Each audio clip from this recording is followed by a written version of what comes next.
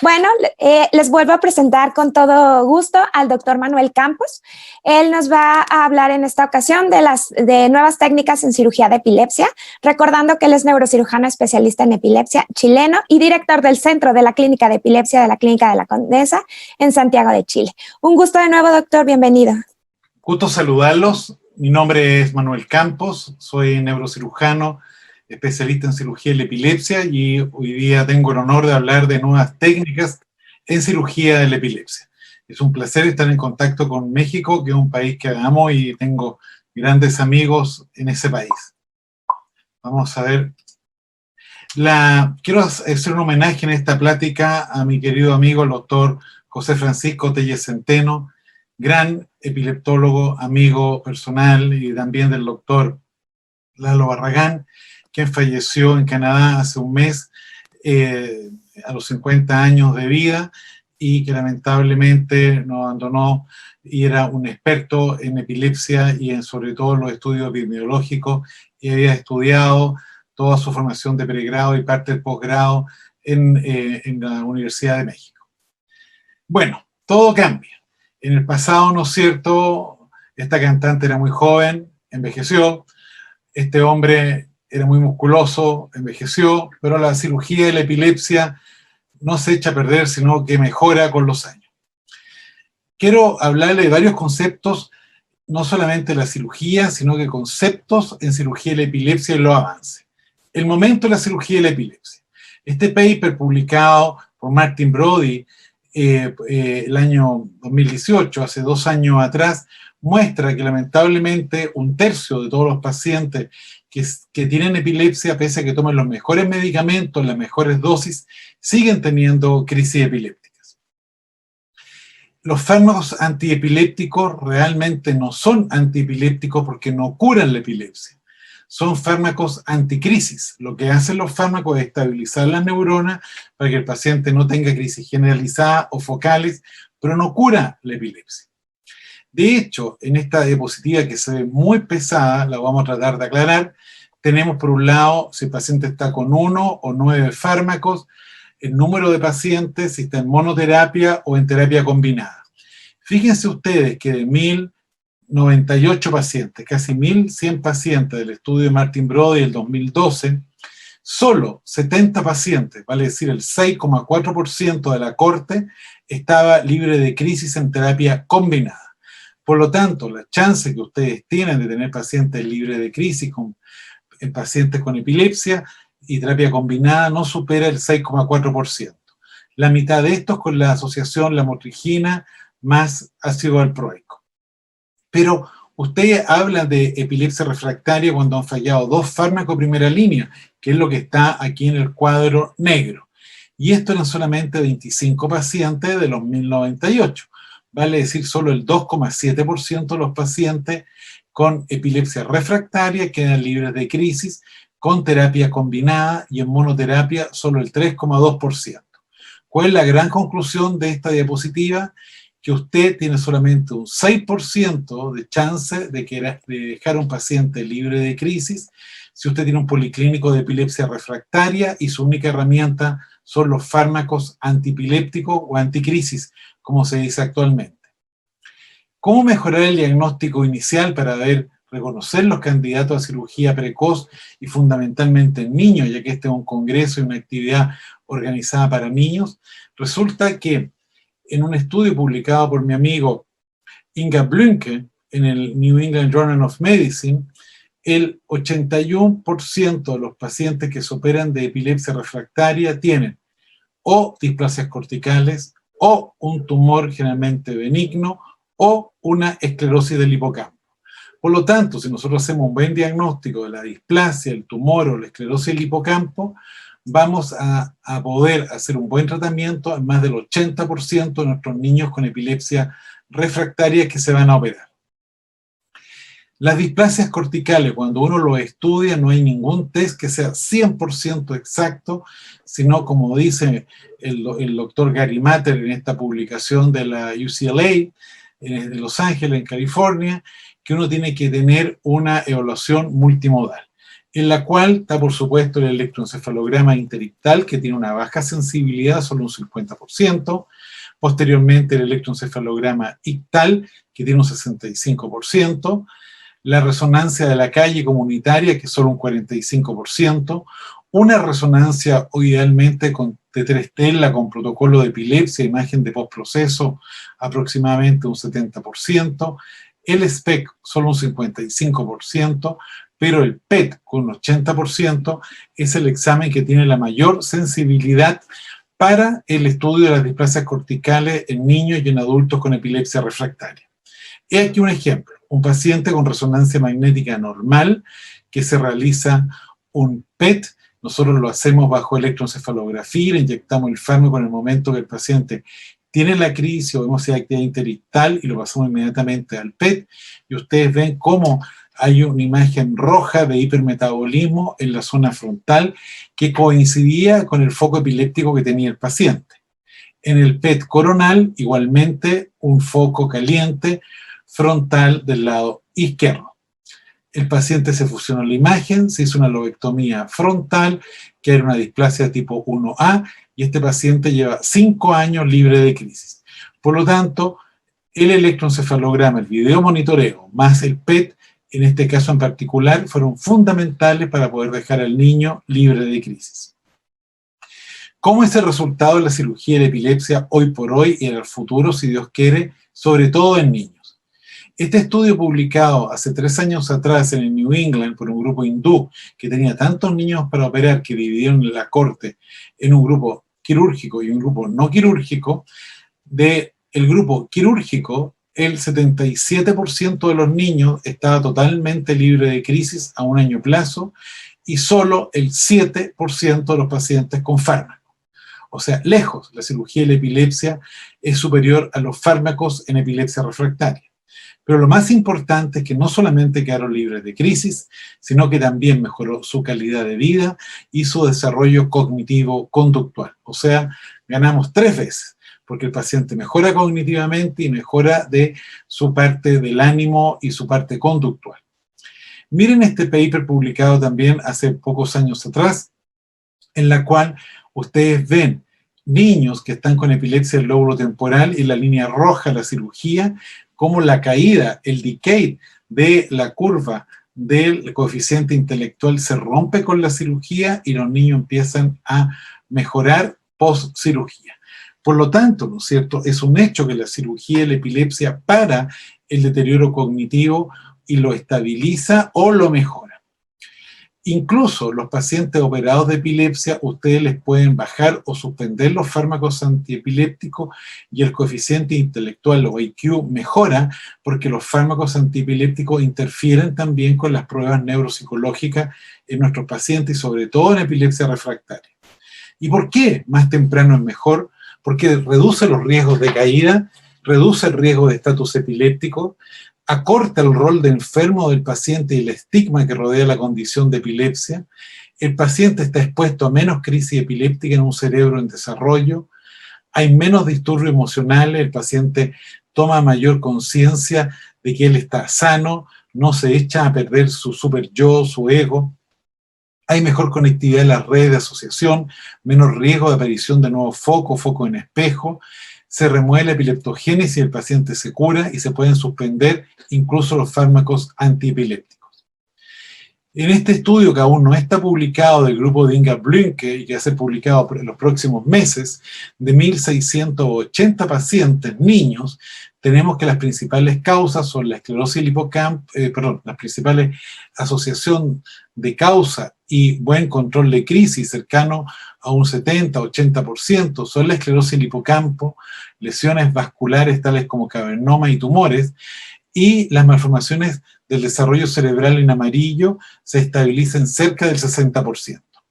Esta diapositiva que les voy a presentar en este minuto, a mi juicio, es la más importante y yo creo que es el nuevo concepto y el futuro de la cirugía de la epilepsia, no solamente en Europa y Estados Unidos, sino en todo el planeta y especialmente en países como México, Chile y toda nuestra Latinoamérica. Cirugía de epilepsia bien controlada. Esto no lo digo yo, lo dice Helen Cross, que está en la foto, que es nuestra actual presidenta de la Liga Internacional contra la Epilepsia, quien dice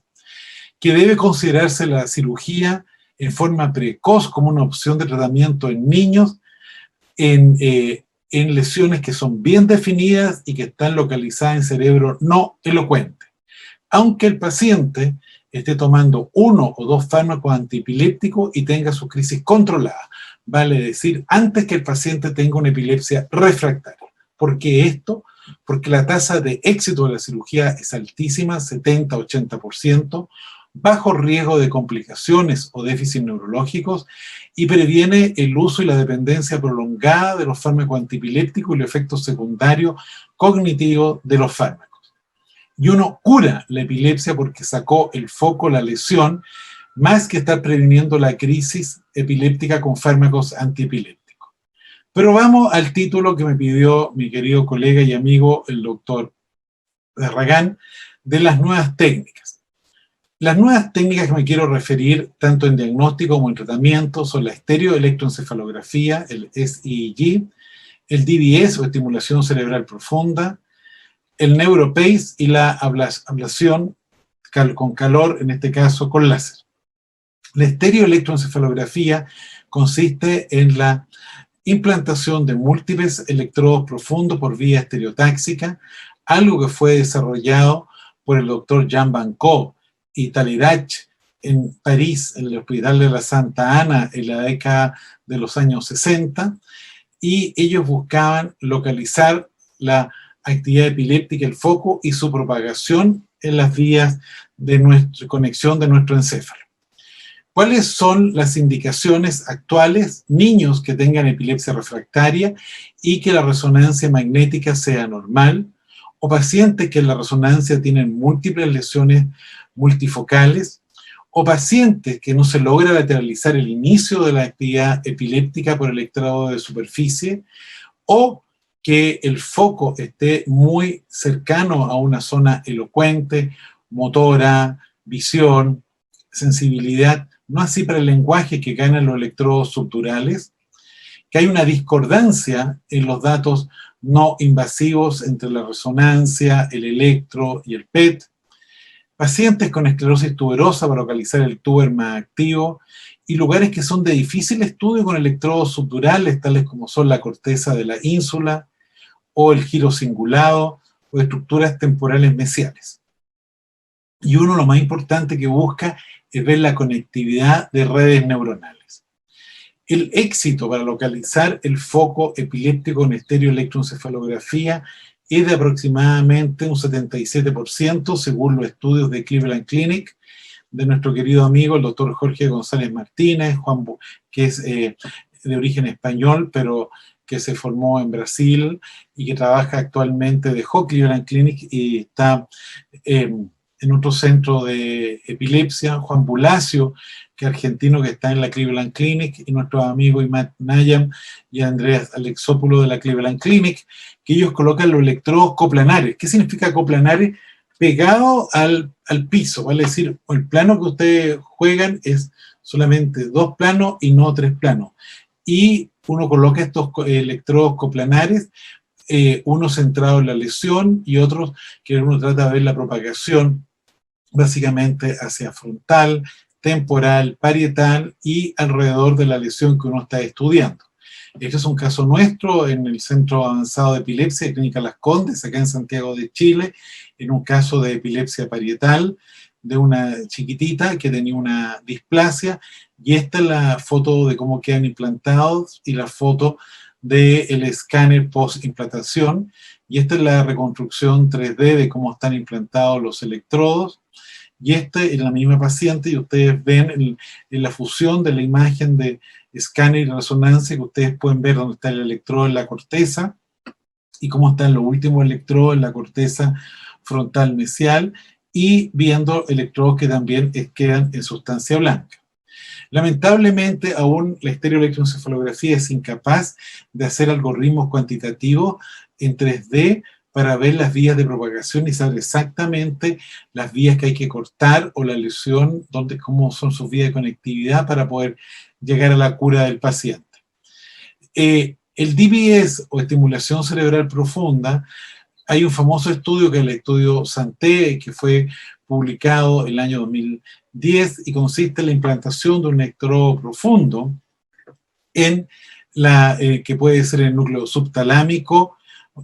para inhibir la propagación de las crisis, sobre todo en epilepsia primariamente generalizada. Lamentablemente, cuando se abrió el estudio Santé, se vio que la chance de control de crisis era más baja que el estimulador crónico en nervio vago, siendo la implantación crónica en el estimulador del nervio vago más económica y más costo efectiva en el control de crisis, y el estudio se abandonó pese a que hay una nueva data publicada el año pasado en la cual pacientes que llevan largo tiempo implantados con estimulación cerebral profunda han logrado tener éxitos similares al estimulador vagal, y la EMEA lo aprobó el año pasado en Europa, ya estaba previamente aprobado en la FDA en Estados Unidos como una alternativa para el núcleo subtalámico, el núcleo ventrolateral del tálamo. Hay otras técnicas también de estimulación de nervios periféricos transcutáneos, como puede ser del nervio trigémino o incluso el nervio vago en el cuello, a través de impulsos eléctricos de esta batería. Lamentablemente,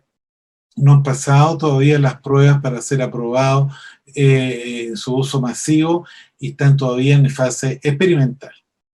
El NeuroPace, que está aprobado por la FDA desde el año 2013 en Estados Unidos y se está comenzando a usar actualmente en Europa,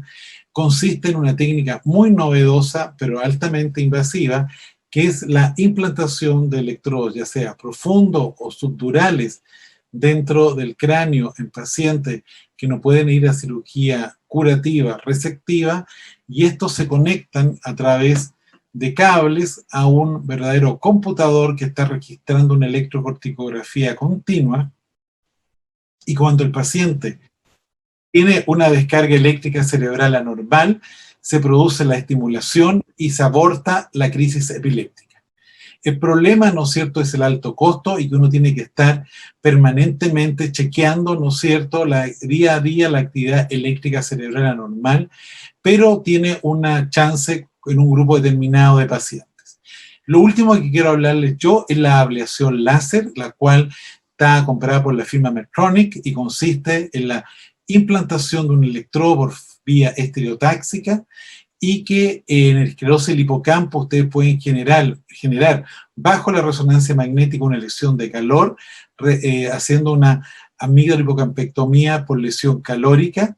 El problema es que cuesta $15.000 las cosas que uno ocupa una sola vez y las bota, sin contar la resonancia, la cirugía, pero puede ser muy útil para lesiones como por ejemplo el hematoma hipotalámico. Mi visión personal es que lamentablemente no hay nuevos fármacos antiepilépticos, que uno tiene que usar todas las técnicas habida y por haber en el diagnóstico prequirúrgico de la epilepsia, tanto con PET, resonancia postproceso y electrocorticografía, que debemos acortar el tiempo de espera de los pacientes para la cirugía de la epilepsia y que tenemos que ser agresivos en el tratamiento de la epilepsia, sobre todo en lesiones focales con epilepsia, aunque ésta esté controlada, y resecar precozmente la displasia, el tumor, sobre todo si está en zona no elocuente, y que en casos de epilepsia no lesional uno tiene que ir a ver las vías de propagación y cortar los circuitos de conexión a través de estudios de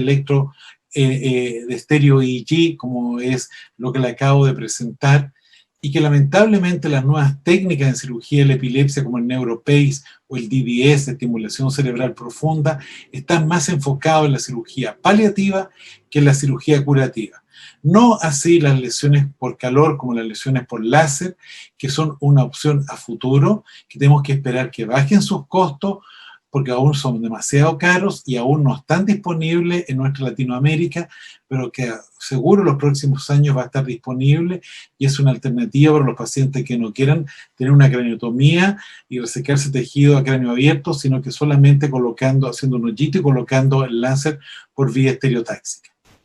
El éxito de la cirugía de la epilepsia no depende de una persona, depende de un equipo de trabajo como es nuestro Centro Avanzado de Cirugía de la Epilepsia de Clínica Las Condes. 1.000.000 de gracias por su atención y estoy abierto a aclararle todas las dudas que pueda generar esta plática.